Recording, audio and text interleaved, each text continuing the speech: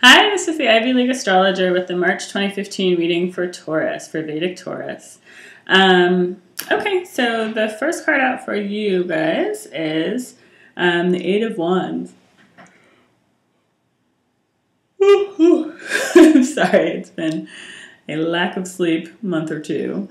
So the Eight of Wands, so that looks like straightforwardly communication coming your way. Strong communication.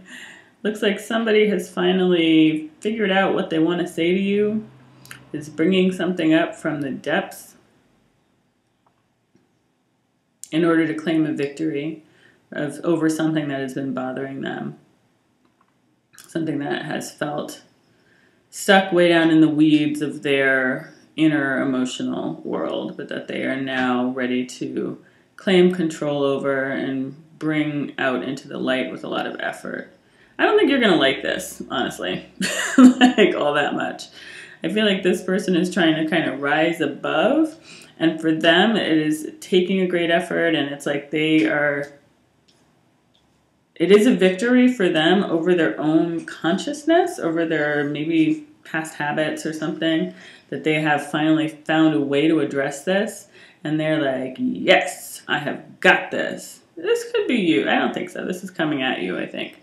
But it's like they're trying to rise above you in a way where they're like, I've dealt with this, and now I don't have to deal with you. So this is what I have to say to you. I'm not giving anything else to you. There's no new start here. There's no way for us to go forward together. I'm turning my back to you. I've said what I have to say. Yeah, so I feel like somebody's going to be coming at you with like an I've said my piece, or I'm saying my piece kind of vibe. And again, I think this is a struggle for them, and I think this is a personal victory, but I think they're still looking at it. I mean, it's going to be different for everybody. If it is something that just like needs to be addressed and it's done, then great. But I feel like some of you are waiting on a reply so that you can kind of get back on track with somebody, and I feel like you maybe have been waiting for a long time, and I feel like you're going to get that communication, but rather than being like, let's come together, it's like this person is like, this is how I salvage my pride, this is how I salvage my self-image, and I'm leaving you behind. I don't really care about, not like they don't really care necessarily, but that they're not looking at it in a way of like, let's move forward together. It's like, this is how I'm going to move forward with my self-image that has been taken away from me by doing this bad thing I did, or doing this shady thing or whatever, and now I'm addressing it, and now I don't want to have anything else to do with you because I have fixed it. So peace out. So that's kind of what I feel like from there, is that they're going to be like, okay, so now I don't have to do that, and I can move on to other things, and I've got this new start that I'm excited about, and there's no love from me to you. Basically, like our emotional contract is fulfilled, and I've already started this other thing anyway. So that's kind of how that feels. I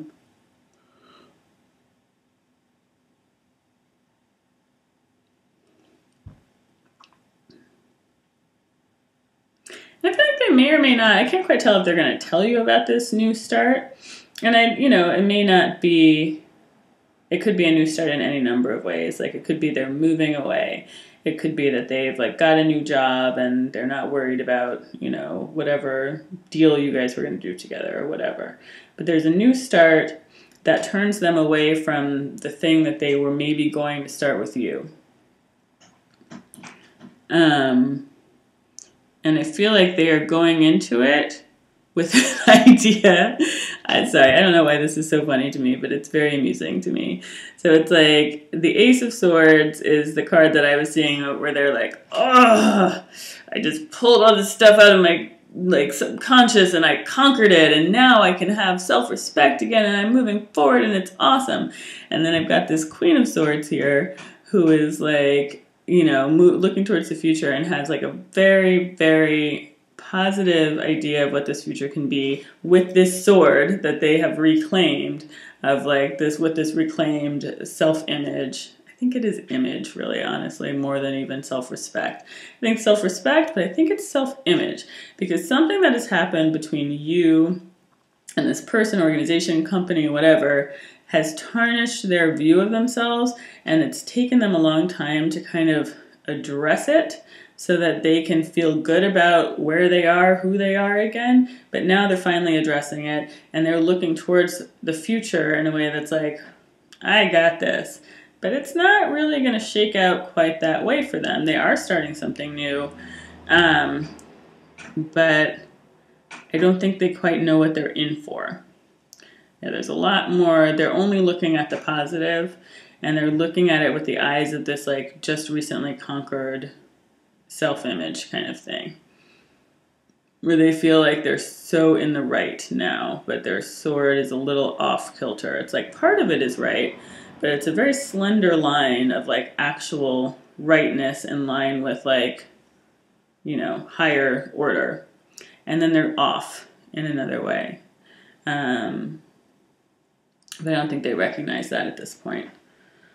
So, yeah, I think that they, whatever this is, whatever this kind of communication is that's coming at you, I think it's going to make this other party feel like they have completed their emotional ties with you. And they're kind of moving into this like sunlit future elsewhere. Sorry, I'm getting the weirdest phrases that are coming to me, but it's like they found like a new, I'm looking at the Six of Cups. It's like they found like a new little mama who's like willing to receive their gift, who looks up to them, you know, who like, you know, thinks well of them, and who is gonna, you know, help them not feel like a fool, feel like the person that they want to be, or the company that they want to be, or whatever. See themselves in their best light. But as much as this person thinks that they have kind of emptied themselves of needing to refer to you, or needing to make reference to whatever there was between you, whatever contract there was, or whatever, it's still there. You know, like they really want to move into this new thing, and they are moving into that, but it doesn't entirely close off this other path that they know they need to walk on, which I think is where you're involved, because I feel like they're trying to break their ties to you, and they're not entirely able to do it, even though they're doing something else.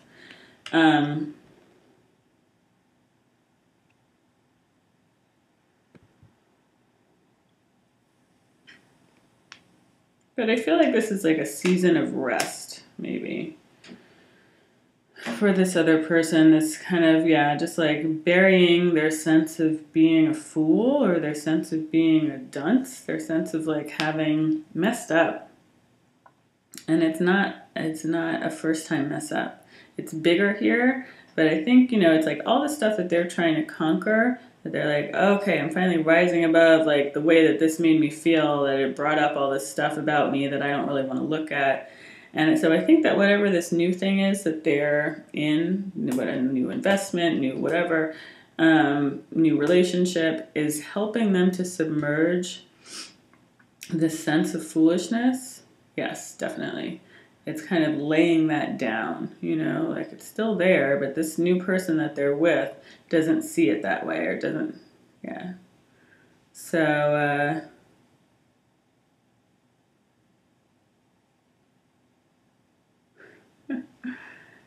funny, yeah, these are interesting images.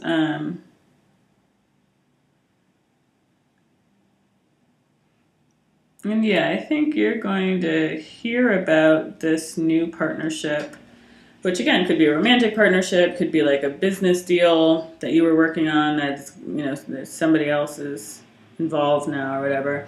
I feel like you're going to hear about it, and this is something that you've been working on or working towards, putting a lot into. And you're going to hear about it and be kind of shown, oh, this is the deal now, you know.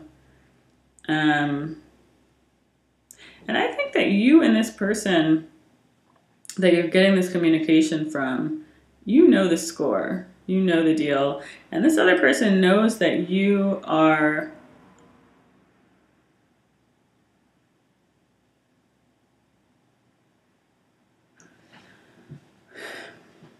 on kind of it's not quite a morally higher ground, but they know that you have a strength that they don't have right now, or that they are refusing to, put in. And so this other person or other whatever is like a distraction right now.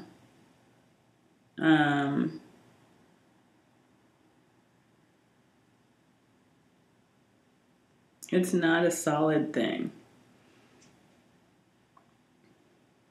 Again with the spots, it's like this person kind of trying to change their spots by changing their relationship or something, but it's a deeper issue, and I feel like you make them see the light, because you're coming from the same place, and that somehow, like internally you're coming from the same place, but that somehow shows them that what they're doing is a form of darkness. That even as they think they're starting over, even as they think they are kind of getting out of something or finding something real, I think that there may be an in-person meeting or something by chance, or I don't know, but I feel like by seeing you maybe face to face, this person is going to realize, like, oh, this victory that I thought I had made, this new start I thought I had made, is not leading me where I thought it would. And I think they're going to realize that you, Taurus, are sort of holding up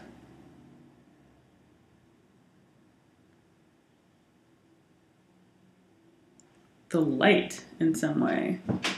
That you are kind of holding it up for the light.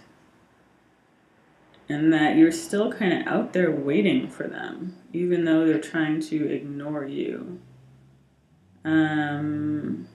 Yeah, I don't see that person acting on that knowledge quickly. I think it just kind of tilts their sword a little bit. Their sword they've been so certain of.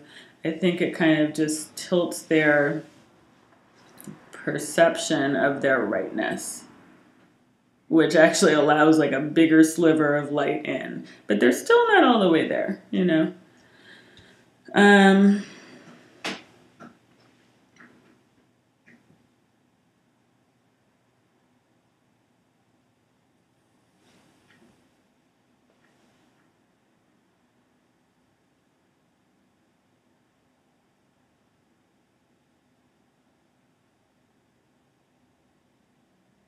I think they don't know how to manage what you're offering.